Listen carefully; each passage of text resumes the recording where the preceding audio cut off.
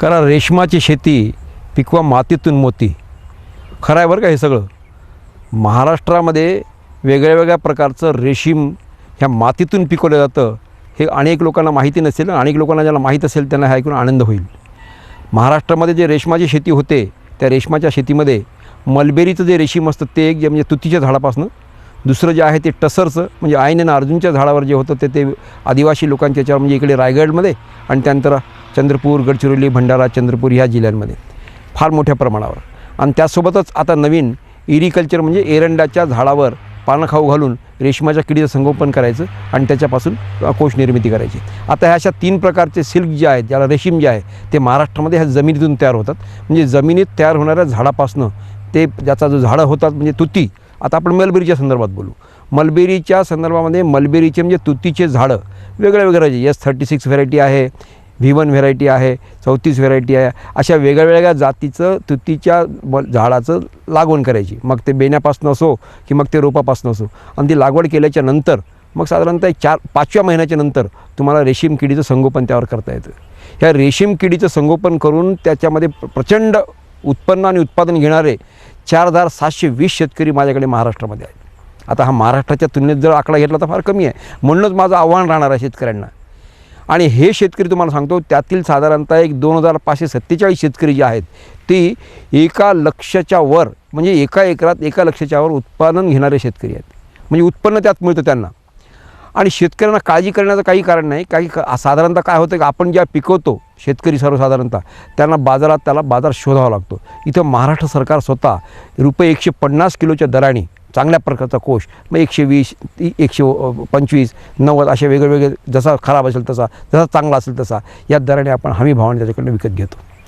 एवढा मोठा प्रचंड इन्कम उत्पन्नाची हमी आणि त्यासोबतच कुठल्याही प्रकारचा घात त्याच्यावर नाही आहे.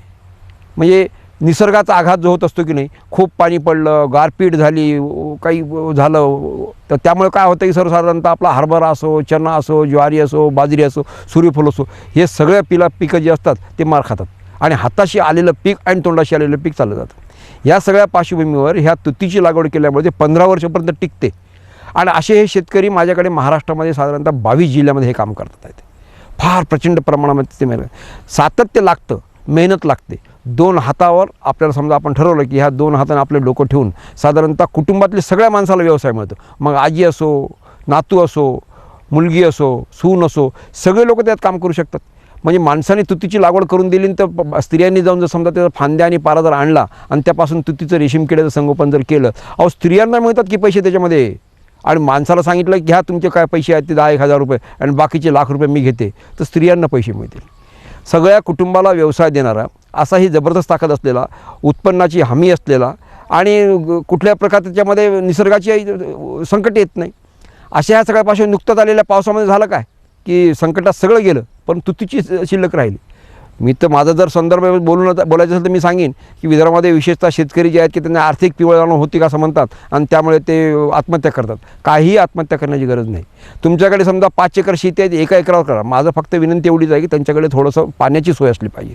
पूर्णतः कोरडवाळूवर जर तुतीची करतो म्हटलं तर ते जरा थोडंसं अशक्यप्राय आहे. आपले प्रयोग चालू आहेत पण त्याला थोडासा कालावधी लागेल. असं जर असेल आणि त्यावर पट्टा पद्धतीने तुम्ही लागवड केली तर त्या पट्टा पद्धतीने असलेल्या 5x3 ह्या सगळ्या पट्ट्यामध्ये लागवड केल्याच्यानंतर मध्ये जी 2 पट्ट्यांमध्ये जी जागा राहते, 2 लाईनमध्ये जागा जे राहते, ओळीमध्ये जागा राहते, त्या ओळीमध्ये तुम्ही मग सांबार लावू शकता, मग सूर्यफूल लावू शकता, करडी लावू शकता आणि त्यापासून वेगळं उत्पन्न मिळणार. म्हणजे हे उत्पन्न चालू बरं दर महिन्याला कोशाची 30-35 दिवसानंतर आले 15,000, 20,000, 10,000, 8,000 असे पैसे त्या कुटुंबाला मिळत राहतात.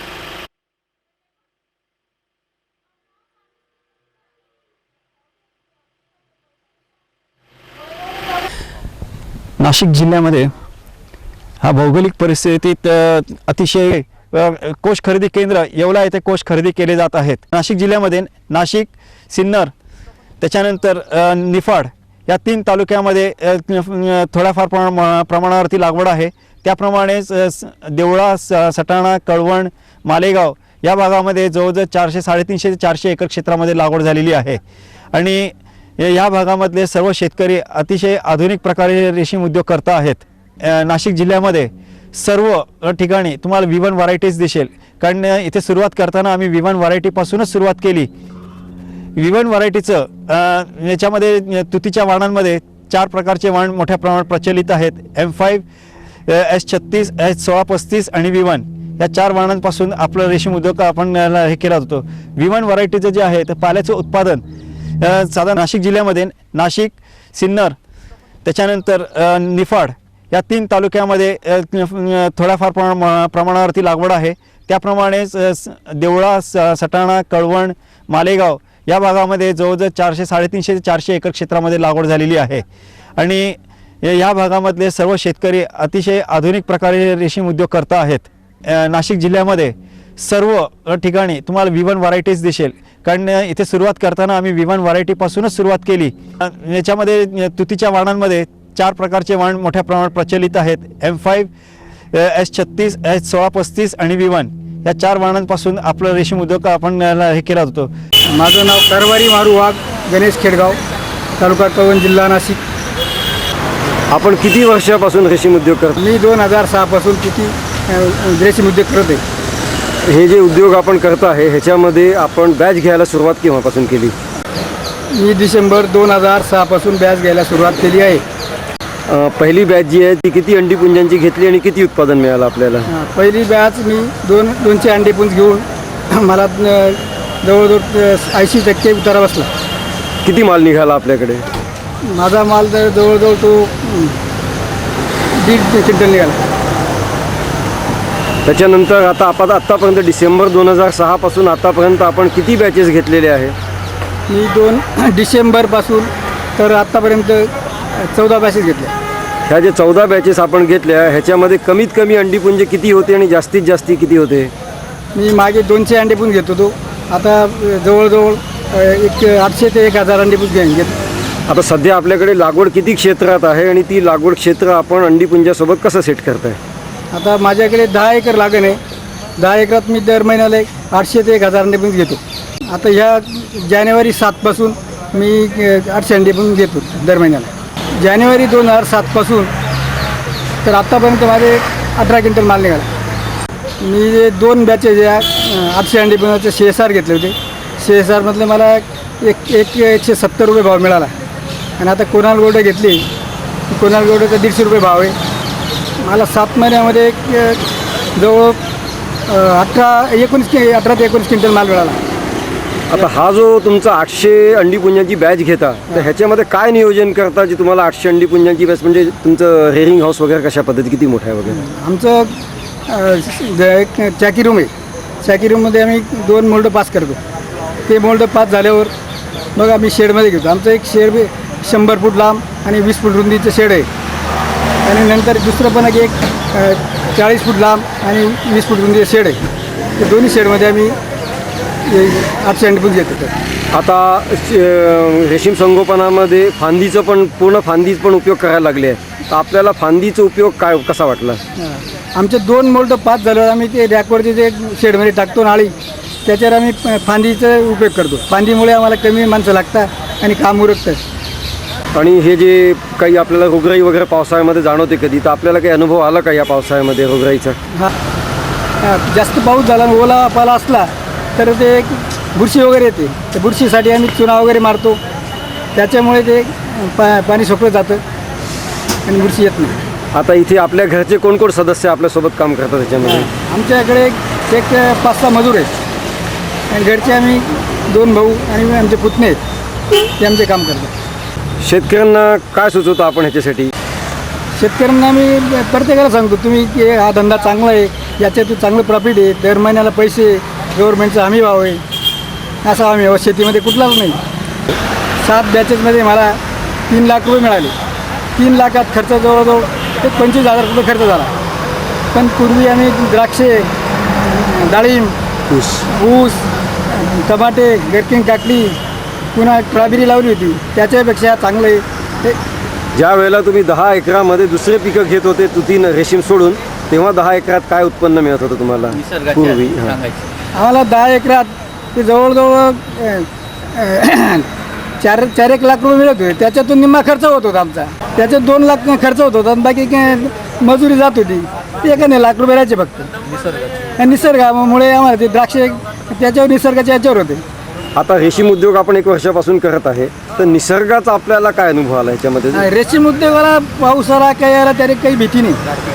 गारपीट हो, पावसाळा किती हो आणि थंडी जरी असली काही त्याला परिणाम होत नाही आणि कुठलंही काही लागत नाही पेस्टिसाईड वगैरे. एकंदरीत या उद्योगापासून मी समाधानी आहे. शेतकऱ्यांनी तुतीच्या लागवडीसाठी बियाणं निवडल्यानंतर बियाण्याला काड्या ज्यावेळेला आपण करतो, काड्या केल्यानंतर लागवडीच्या पूर्वी त्याला बियाणे प्रक्रिया किंवा ट्रीटमेंट करणं अत्यंत गरजेचं असतं. कारण ज्यावेळेला आपण जमिनीमध्ये काड्या लावतो त्यावेळेला त्याच्या बुरशीचा प्रादुर्भाव होऊ शकतो, काही वेळेला वाळवीचा प्रादुर्भाव होऊ शकतो आणि काही जातीमध्ये मुळं फुटण्याची प्रक्रिया उशिरा सुरुवात होते. याच्यासाठी बुरशीचा प्रादुर्भाव होऊ नये म्हणून डायथेनियम 45 आहे, बॅवेस्टिन आहे, कोणत्याही प्रकारचं बुरशीनाशक साधारण 0.1% 1% जरी बुरशीनाशक वापरलं, त्यात अर्धा तास काड्या जर बुडवून ठेवल्या ह्या द्रावणामध्ये, तर जमिनीमध्ये काड्या लावून तर त्याच्यावर बुरशीचा प्रादुर्भाव होत नाही. वाळव्यासाठी टर्मेक्सचं जर जे द्रावण तयार केलं, ते द्रावणामध्ये जर काड्या 10 ते 15 मिनटं बुडवल्या तर त्या वाळवीपासून सुद्धा संरक्षण मिळू शकतं. आणि V1 ही जी जात आहे किंवा S36 ह्या जातीमध्ये काही वेळेला मुळं फुटण्याची प्रक्रिया उशिरा सुरुवात होते. अशासाठी जर शेतकऱ्यांनी कॅरडकसारखे किंवा जे मुळं फुटण्याचे संजीवक आहेत यांचा जर एक पेस्ट तयार केली आणि त्या पेस्टमध्ये जो जमिनीमध्ये आपण भाग लावतो काडीचा, तो शेवटचा भाग फक्त जर पेस्टमध्ये त्या बुडवला आणि जर जमिनीमध्ये अशा प्रकारे ट्रीटमेंट करून बियाण्याचं लागवड जर केली तर बेणं फुटणं आणि त्याची एकूणच वाढ याच्यावर अत्यंत चांगला असा परिणाम दिसून येतो आणि प्रथमदर्शनीच तुतीची बाग चांगल्या प्रकारे तयार होते. शेतकऱ्यांनी कीटक संगोपन सुरू करण्यापूर्वी किंवा कारल्याकडे अंडीपुंजीची मागणी करण्यापूर्वी त्यांनी जिथं कीटक संगोपन सुरू करणार आहेत त्या कीटक संगोपन गृहाचं किंवा चॉकी रूमचं त्यांनी सर्वप्रथम निर्जंतुकीकरण करायला पाहिजे.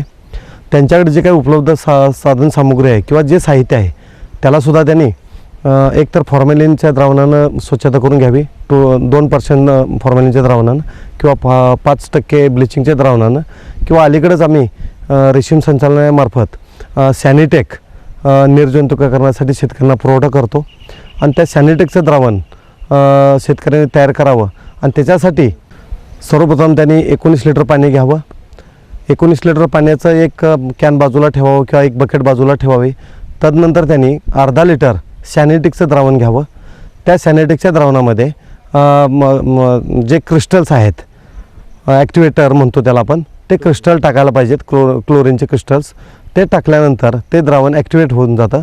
ते अर्धा लिटरचं द्रावण पुन्हा वेगळं ठेवावं आणि ज्यावेळेला आपण सॅनिटेक घेतो त्यावेळेला त्याचा रंग पांढरा असतो. त्याच्यामध्ये जर क्रिस्टल आपण ॲड केले तर त्या द्रावणाला ढवळल्यानंतर काडीनं जर आपण ढवळलं तर ते द्रावण पांढऱ्या रंगाचं पिवळा रंग तयार होतो आणि त्यासाठी आपण 5-10 मिनिट वाट पाहावी. पिवळा रंग तयार झाला की ते द्रावण आपण 19 लिटर पाण्यामध्ये टाकून द्यावं आणि ते पाणी मिसळून घ्यायचं. तदनंतर आपण अर्धा लिटर पाणी घ्यायचं, त्याच्यामध्ये 100 ग्राम चुना टाकायचा आणि ते काडीनं ढवळल्यानंतर ते जे चुन्याचं द्रावण तयार होतं आहे ते द्रावण ह्या 19.5 लिटरमध्ये, म्हणजे 19 लिटर पाणी, अर्धा लिटर सॅनिटेकचं द्रावण आणि त्याच्यामध्ये अर्धा लिटर हे चुन्याचं द्रावण टाकलं की आपल्याला 20 लिटर सॅनिटेकचं द्रावण तयार होतं आहे. आणि ह्या द्रावणानं आपण साहित्याचं निर्जंतुकीकरण करू शकतो, रूमचं निर्जंतुकीकरण करू शकतो. साधारण आपण 400 मिली द्रावण प्रति स्क्वेअर मीटर जर वापरलं तर त्याची निर्जंतुकीकरणाची जी क्षमता आहे ती चांगल्या प्रकारे टिकून राहते. आणि अशा प्रकारे शेतकऱ्यांनी चॉकी संगोपन सुरू करण्यापूर्वी किंवा ब्रशिंग घेण्यापूर्वी साहित्याचं आणि चॉकी रूमचं निर्जंतुकीकरण अत्यंत चांगल्या प्रकारे करणं अत्यंत गरजेचं आहे. पहिली स्टेजची काय आपले जायचे, खराब व्हायचे आणि यंदाचं काय प्रमाण आहे? मागील वर्षी निर्जंतुकीकरणाचे उपाय न योजल्यामुळे माझ्या जवळपास 30% उत्पन्नाचं नुकसान झालं आहे. परंतु यावर्षी निर्जंतुकीकरण योग्यरित्या केल्यामुळे माझं 100% पीक माझ्या हातात आलं आहे.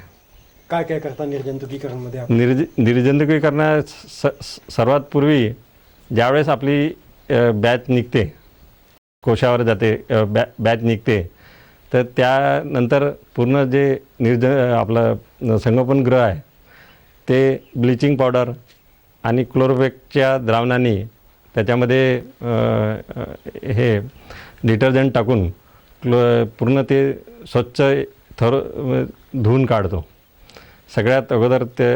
आणि फवाऱ्याने ते बाकीचे जे आपले कप्पे आहे त्यावर सुद्धा त्याला हे करायचं असते. त्याचप्रमाणे ज्या चंद्रिका असते त्या फ्लेम मशीननी जाळून त्यांचंसुद्धा पूर्ण निर्जंतुकीकरण केले जाते. त्याचप्रमाणे जाड्या आहे आणि बाकीचे जे ट्रे वगैरे आहे ते सगळं भांडी सगळी त्या फ्लेमनी जाळून त्याचं पूर्णपणे निर्जंतुकीकरण करण्याचा आम्ही उपाय असतो. केव्हापासून वापर केला आपण फ्लेमचा यासाठी? आम्ही ह्या फ्लेमचा वापर याच वर्षीपासून चालू केला. आमचा शेतकऱ्याचा दौरा याच वर्षी कर्नाटकामध्ये मैसूर या ठिकाणी गेला होता. त्या ठिकाणी आम्ही त्या फ्लेम पाहिल्या आणि त्या आम्हाला फार उपयोगी वाटल्या. त्यामुळे ते आम्ही तिथून त्या आमच्या मी आणि इतर शेतकऱ्यांनी त्या विकत आणल्या आणि त्याचा उपयोग आम्ही निरंतर आता जवळपास या वर्षीच्या 5 बॅचमध्ये आम्ही त्याचा उपयोग करीत आहोत. काय फायदा झाला आपल्याला? वेळेमध्ये बचत, माणसामध्ये बचत कशा पद्धतीने झाली? फ्लेम वापरल्यामुळे आमच्या वेळेत बचत झाली. जे पूर्वी एक माणूस एका दिवसाला 30 चंद्रिका फक्त साफ करू शकत होता. आता त्या फ्लेममुळे एका दिवसाला 200 चंद्रिकापर्यंत आम्ही साफ करतो. त्यामुळे काय की वेळेत मजुरीमध्ये वेळेत बचत झाली आणि ज्यावेळेस आपल्याला चंद्रिकेचा उपयोग असतो, ज्यावेळेस किडे कोशावर येतात त्यावेळेस चंद्रिका आम्ही त्या उपयोगात आणू शकतो.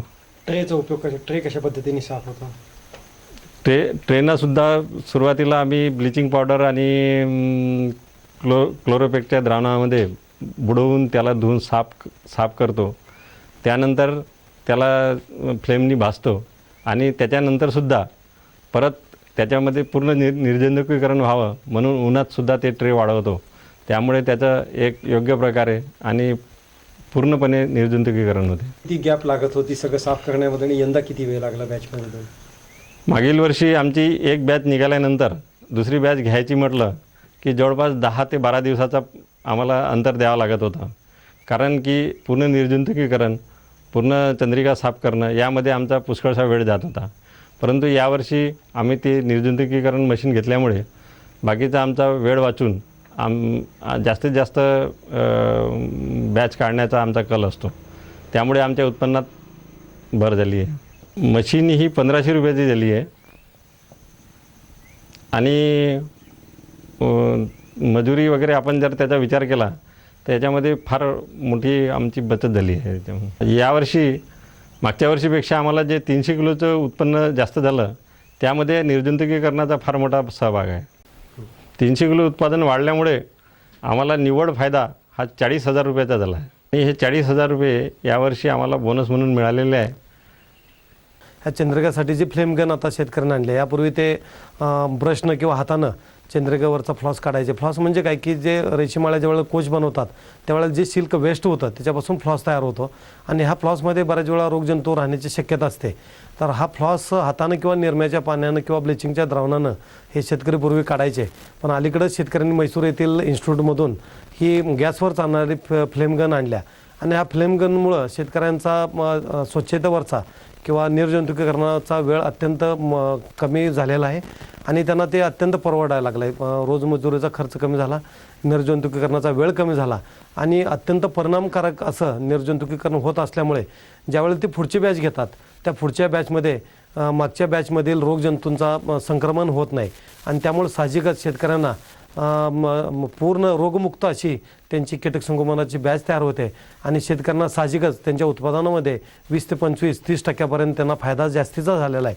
आणि त्यामुळे नागपूर जिल्ह्यातील चामड साहेबांच्या सारखेच इतर अनेक शेतकऱ्यांनी अत्यंत चांगल्या प्रकारे आणि 100% यशस्वी अशी रोगमुक्त पिकं घेतल्यामुळं त्यांच्या उत्पन्नात गेल्या वर्षीपेक्षा 20 ते 25% चांगली वाढ झालेली आहे. चामड साहेबांच्यामध्ये इथं आपल्याला यावर्षी जवळ 300 किलोनं उत्पादनात वाढ झाली आणि हे एकच दर्शवतं आहे की शेतकऱ्यांनी याच्यामध्ये जाणीवपूर्वक निर्जंतुकीकरण जर केलं, निर्जंतुकीकरणाची औषधं प्राधान्यानं वापरली आणि चांगलं जर स्वच्छता केली, निर्जंतुकीकरण चांगलं केलं तर त्यांचं एकही पीक वाया जाऊ शकत नाही आणि हमखासपणे रेशीम उद्योगामध्ये त्यांना यश मिळू शकतं.